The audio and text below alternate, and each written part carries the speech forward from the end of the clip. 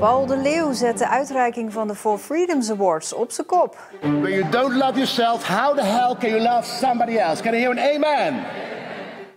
En verder vandaag. Verdachte Oekraïners moeten terug, vindt OM.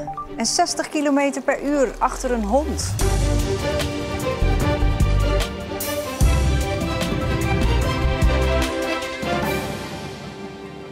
Goedenavond. Een parade van hoogwaardigheidsbekleders vandaag in Middelburg. De For Freedoms Awards werden uitgereikt. Dat gebeurt het ene jaar in Middelburg, het andere jaar in New York. Naast de laureaten waren ook de koning en de koningin op het abdij, net als prinses Beatrix en Mark Rutte. Ieder jaar worden de prijzen uitgereikt aan 5 voorvechters van mensenrechten. The first is freedom of speech and expression everywhere in the world. Zo begon de Amerikaanse president Roosevelt in 1941 aan het uitspreken van de 4 vrijheden. Hij had vast nooit gedacht dat er eerder daarvan ruim 80 jaar later in Middelburg awards uit zouden worden gereikt. Svetlana Tsikhanouskaya ontving de internationale For Freedoms Award. Ze is de leider van het vreedzame verzet tegen het regime in Belarus. Ze kreeg de award van Eleanor Roosevelt Brown, een achterkleindochter van de Amerikaanse president en minister-president Mark Rutte. With your leadership, your words and your actions, you are a beacon of hope to all those who suffer injustice. In de Nieuwe Kerk van Middelburg gingen de 4 andere awards ook naar internationale personen en organisaties. Zoals LHBTI+-organisatie Uniqueer uit Turkije. Ze kregen de prijs uit handen van Paul de Leeuw. If you don't love yourself, how the hell can you love somebody else? Can I hear an amen? When you don't love yourself, how the hell can you love somebody else? Can I hear an amen? Ladies and gentlemen, the award of Fair Freedom Award goes to Unicorn. Milika. En dan gaan we naar verslaggever Nanshu Hiddes. Ja, zo'n For Freedoms dag zorgt altijd voor veel publiek. Vooral veel fans van het Koningshuis, vermoed ik. En van Paul de Leeuw misschien wel. Klopt dat, Nanshu? Ja, dat klopt. Al vroeg verzamelden veel mensen zich net buiten het Abdijplein. Daar konden ze plaatsnemen achter de dranghekken.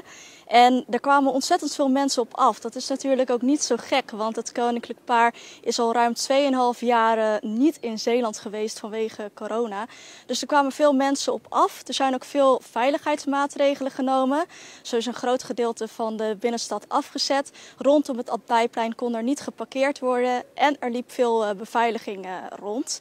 En terwijl deze dag dus eigenlijk in het teken staat van de laureaten die de prijzen hebben gewonnen van de For Freedoms Awards, kwam het publiek toch eigenlijk het meeste voor het koninklijk paar. Han Polman, commissaris van de Koning en voorzitter van de Roosevelt Foundation, en Harold Bergman, burgemeester van Middelburg, stonden de koninklijke familie op te wachten. Net als honderden mensen. Ze werden begeleid door politie op motoren en kwamen aanrijden in zwarte auto's. Die zijn eigenlijk niet heel vaak in Zeeland. En nu zijn ze echt gewoon 3 straten verderop dan waar ik woon. Dus dat is echt wel, vond ik wel echt heel leuk. Het is voor het eerst dat ik een keertje geprobeerd heb om ze een keer te spotten in het echt. Ik sta vooraan, dus ik heb geluk. Ja, ik ben zeer voor de koningin, ik hoor. Ik ben koningsgezind, ik. Ze moeten niet aan de koningin komen, maar dan komen ze aan mij. De jurk van Maxima was natuurlijk het gesprek van de dag. Koningin Maxima is altijd heel goed gekleed. En prinses Beatrix die ziet er altijd keurig uit. Toch kwam niet iedereen voor de koninklijke familie. Je stond vroeger altijd in muziekkorps te spelen en dat vond ik geweldig. Ja, dat mis ik nou. En wat betreft de laureaten? Nou, die mensen die het krijgen, die verdienen het wel, denk ik. Ja.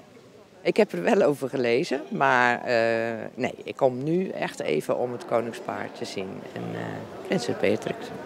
Volgend jaar worden de awards uitgereikt in New York. In 2024 vindt de uitreiking weer plaats in Middelburg. Een bijzondere zitting bij de rechtbank in Middelburg vandaag. 2 Oekraïense mannen zouden terechtstaan, verdacht van mensensmokkel. Maar de mannen zijn een maand geleden vrijgelaten om te gaan vechten in hun vaderland. Ondanks dat ging de zitting door en werd er 4 jaar cel tegen ze geëist.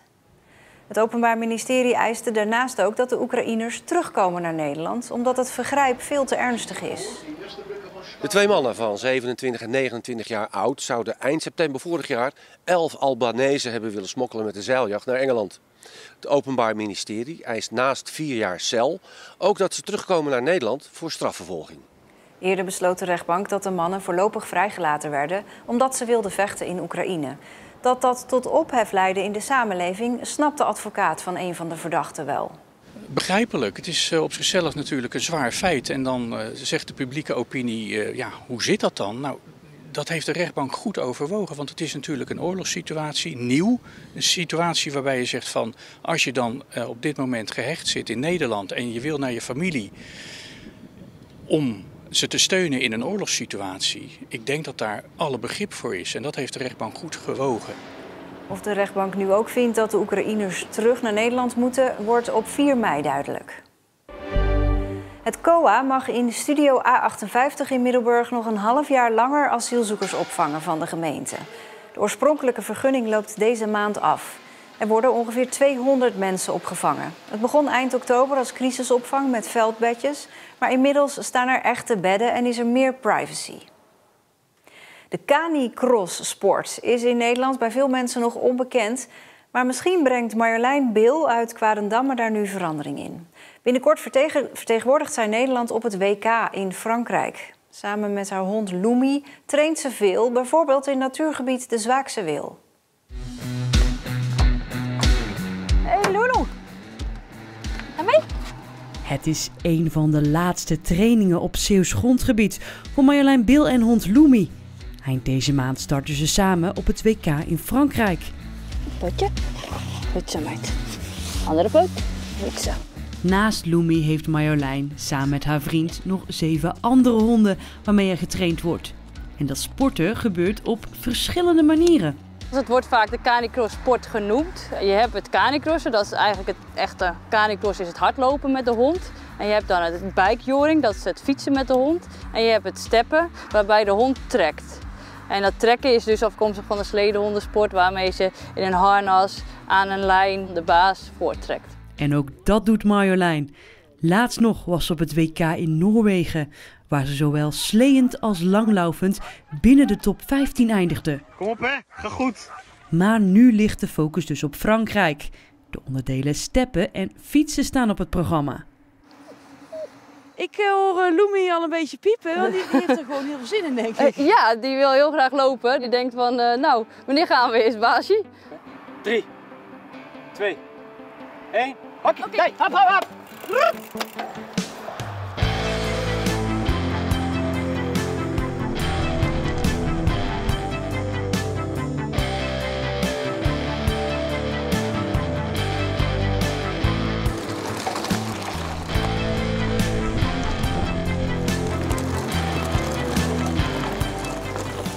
Oh.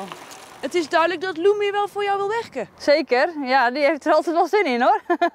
Door haar maak ik zoveel snelheid en kan je ook heel snel weg zijn. En dat is zo belangrijk ook met de wedstrijden, dat zij je elke keer uit de bochten trekt. Loemi rent gerust 60 km per uur. Maar op een onverhard parcours met allerlei bochten zullen de twee gemiddeld zo'n 35 km per uur halen. Een hond is ook een atleet, dus je hond moet je ook echt een trainingsschema voor hebben. En moet je 3 à 4 keer per week zeker trainen. En je moet jezelf trainen. Ze moeten goede voeding hebben. En veel eiwitten krijgen ze van ons. Dus uiteindelijk heb je er gewoon wel heel veel voor over. Even wachten. Dan komt het WK eraan. Ja, wat zijn de kansen, denk je? Ja, ik hoop echt wel op top 5. Zeker met de fiets. Ik doe dan ook het onderdeel steppen. Ja, maar fietsen is wel echt mijn onderdeel, dus ik hoop zeker top 5 te halen. Goed zo, Lou. Lekker hè? Ja, en het WK begint precies over een week, 28 april, in het Franse Plédran. Een schadeclaim van 90 miljoen euro. Politici op Schouwen-Duiveland schrokken zich rot toen ze begin maart het bedrag hoorden dat Brouwers Eiland BV claimt bij de gemeente vanwege het niet doorgaan van de vakantieeilandjes bij de Brouwersdam. Volgende week dient de zaak bij de Raad van State. Volgens een Leids universitair docent die gespecialiseerd is in staats- en bestuursrecht hoeft Schouwen-Duiveland zich niet zoveel zorgen te maken. Hij denkt dat de miljoenenclaim weinig kans maakt. De Universiteit Leiden heeft een van de beste rechtenfaculteiten van Nederland. Hoe denken ze hier over de miljoenenclaim die Brouwers Eiland BV heeft neergelegd bij de gemeente Schouwen-Duiveland? Ik heb een afspraak met Jonathan Huids, universitair docent staats- en bestuursrecht. Volgens hem staat de projectontwikkelaar zwak als hij naleving eist van de overeenkomst met de gemeente. Dat heeft te maken ook met het bijzondere karakter van die overeenkomst. Hij wordt gesloten met de gemeente door de burgemeester eigenlijk. En die is niet democratisch gekozen, terwijl het over de bevoegdheid van de democratisch gekozen gemeenteraad gaat, de volksvertegenwoordiging. En dat maakt ook dat in ieder geval de claims tot nakomen van zijn overeenkomst over het algemeen zeer weinig kans van slagen hebben. Dus Brouwers Eiland BV staat eigenlijk zwak omdat ze een overeenkomst hebben gesloten met een partij die eigenlijk uit twee hoofden bestaat. Een gemeentebestuur en een gemeenteraad. Ja, zo zou je kunnen zeggen, ja. Nu het Huisjespark op eilandjes in het Grevelingenmeer niet doorgaat, wil de projectontwikkelaar aantonen dat de gemeente het fout heeft gedaan. Onrechtmatig heeft gehandeld in juridisch jargon. Als dat kan worden bewezen bij de Raad van State, moet er worden betaald. 90 miljoen dus, als het aan Brouwers Eiland BV ligt. Adviesbureau Overwater in Strijen, hier achter me, heeft de berekening gemaakt voor Brouwers Eiland en is op de 90 miljoen euro uitgekomen. Voor een gedeelte gaat het om reeds gemaakte kosten, maar het grootste gedeelte gaat om gederfde inkomsten nu het project niet doorgaat. Hoe kun je nu weten wat er in de toekomst gaat gebeuren met zo'n project? Ja, dat weet niemand. Precies. Maar je kunt het wel ramen. En dat doe je dus op basis van alle gegevens die beschikbaar zijn. In dit geval waren er veel gegevens, want de huizen waren al verkocht. De aanneemsommen stonden al vast en dergelijke. En je zet het dan af, bijvoorbeeld tegen andere projecten die ook zijn gerealiseerd. En aan de hand daarvan maak je de best mogelijke raming. Die raming is volgens het adviesbureau objectief en onafhankelijk vastgesteld. Ondanks het feit dat Brouwers Eiland de opdrachtgever is en het bureau betaalt. De Leidse jurist gaat daarin mee, maar maakt er wel een kanttekening bij. Ik sluit niet uit dat wanneer de gemeente een deskundige in de hand neemt, dat bedrag een beetje lager uitkomt. En vaak zie je dan in de praktijk dat eigenlijk de rechter alsnog een derde deskundige gaat aanwijzen die dan bepaalt welke van die andere twee deskundigen dichtst bij de waarheid zat. Wordt vervolgd op maandag 25 april bij de Raad van State. Het was een zonnige dag met een matige tot vrij krachtige oostenwind. Het werd 17 tot 19 graden. Vanavond en vannacht neemt de bewolking toe. Morgen overheerst de bewolking. 's Ochtends nog wat kans op een zonnetje. 's Middags en 's avonds kan lokaal een buitje vallen. Zaterdag zon. Zondag kans op een bui met dan wel wat lagere temperaturen. En met het weer zijn we aan het einde van deze Zeeland Nu. Een hele fijne avond.